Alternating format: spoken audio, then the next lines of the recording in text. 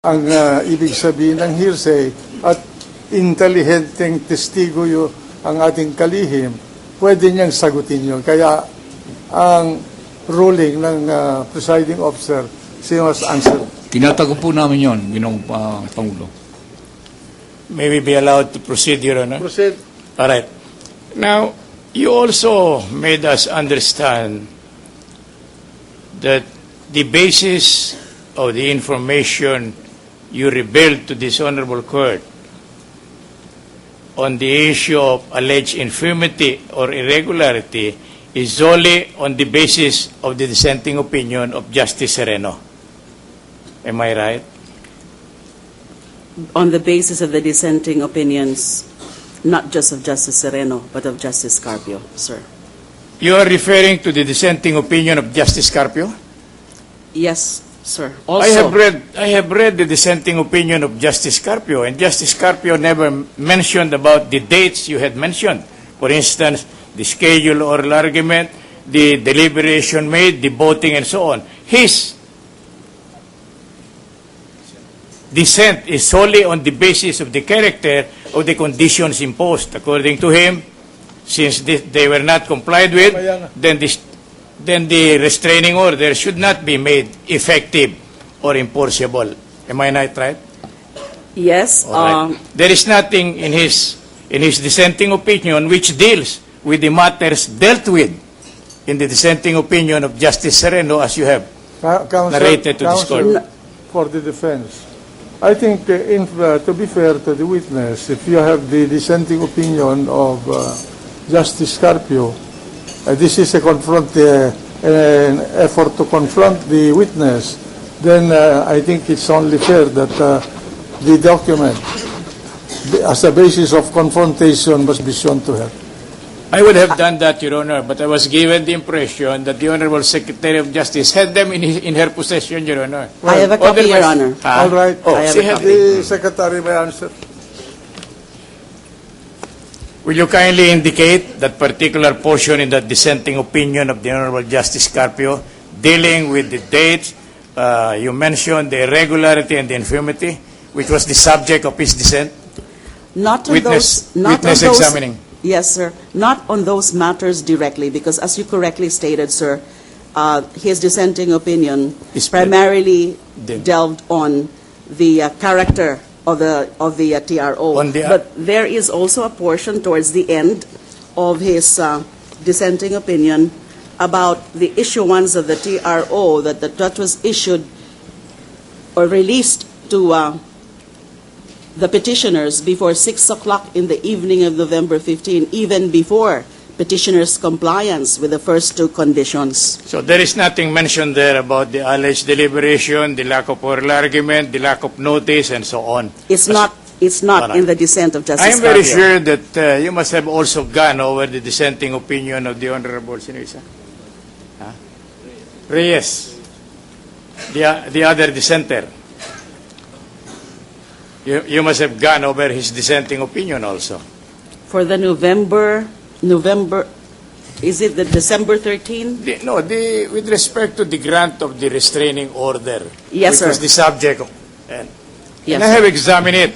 Will you kindly go over it and tell us in what particular portion of that dissenting opinion had the dates, the lack of notice, and the irregularities you mentioned before the court were incorporated? Because I do not find any for your information, Madam Secretary.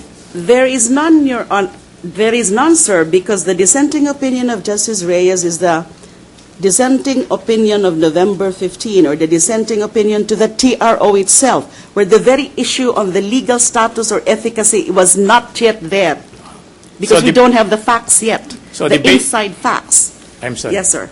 So the basis of his dissent is that if the court acts on the application for the restraining order, one way or the other, it will render moot and academic the principal issue in this case. That is the substance of his dissent. Yes, sir. All right, thank you. Now,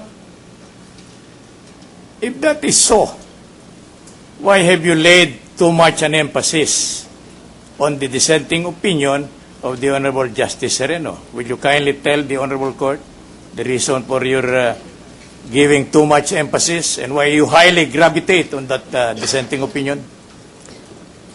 I'll gladly do that, sir. I have given importance, or I'm highlighting the dissenting opinion of Justice Sereno, not because of the discussion there on the merits of his dissent to the grant of the TRO. It's not actually about being the dissenting opinion, or it's not the dissenting opinion per se, but on the various disclosures or revelations that she had made, which gave us or give us the picture of the irregularities that were committed within the court insofar as the issuance of the TRO as well as the interpretation of the legal status or effect of the TRO. Thank you. And these matters are now pending consideration before the Honorable Supreme Court. The main petition. Correct.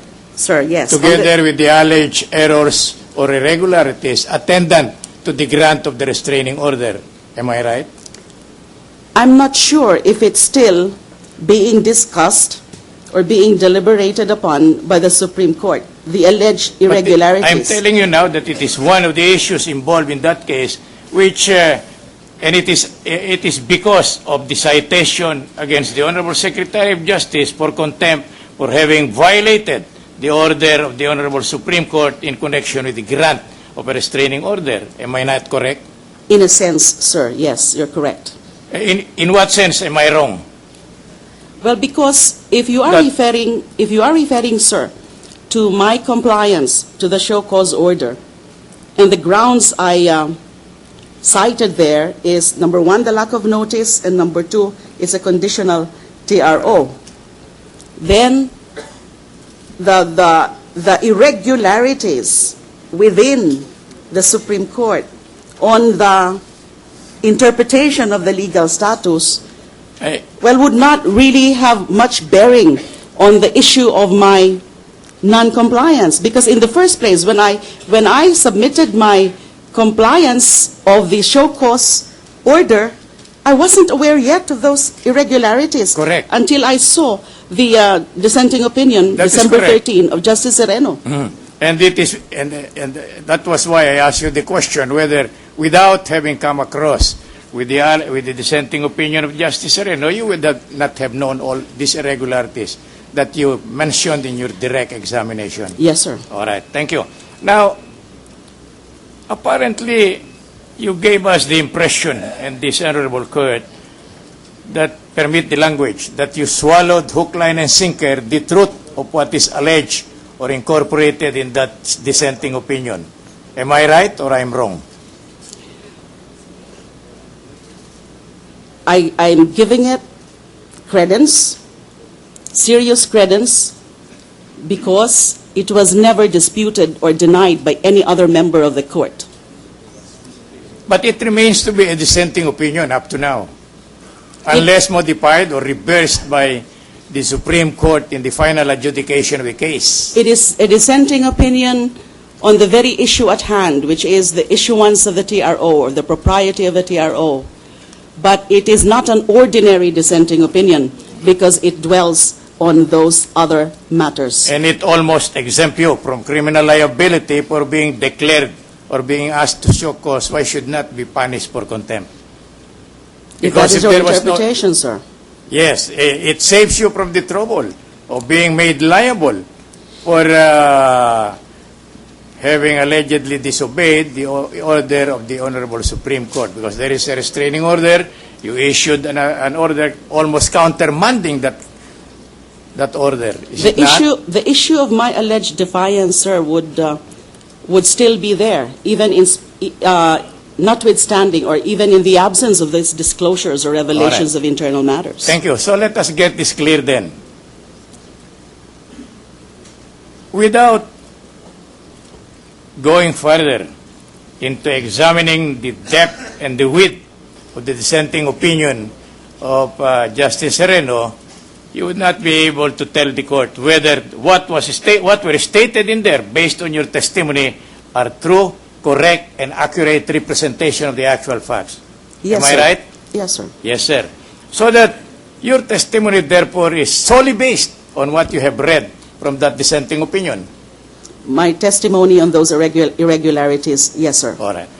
Did you bother to look into the other opinions incorporated in the decision on the main case, on the issue of grant of the restraining order, in order to verify the truth, the accuracy, and the authenticity of the statement of facts made by the Honorable Justice Sereno? Yes, sir, I did. Counsel, were there other opinions? There were already. There were Apart also. from the main Yes, Your Honor. decision, there were concurring opinions? Yes, Your Honor. There was the opinion of Justice Brion. There was also the opinion of Justice Velasco, and also the rejoinder that she made for not having been able to answer the issues raised in the dissenting opinion of Justice Rejoinder Sereno. of whom?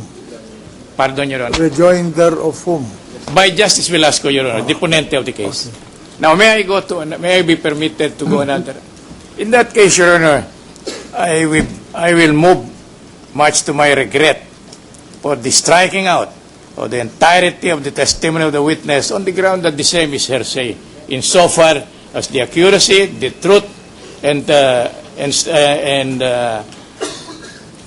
alleged authenticity of what is alleged as basic facts on the for the dissenting opinion, Your Honor. I regret to do that, Your Honor, but the rules of evidence and procedures compel me to do so. I am not questioning that there is such a dissenting opinion, but I am not in conformity with it, with what was stated in there, together with the statement of facts made, because they are controverted by the other facts obtaining in this case, Your Honor. What's the point? Yes, Mr. President, we'd like to be heard.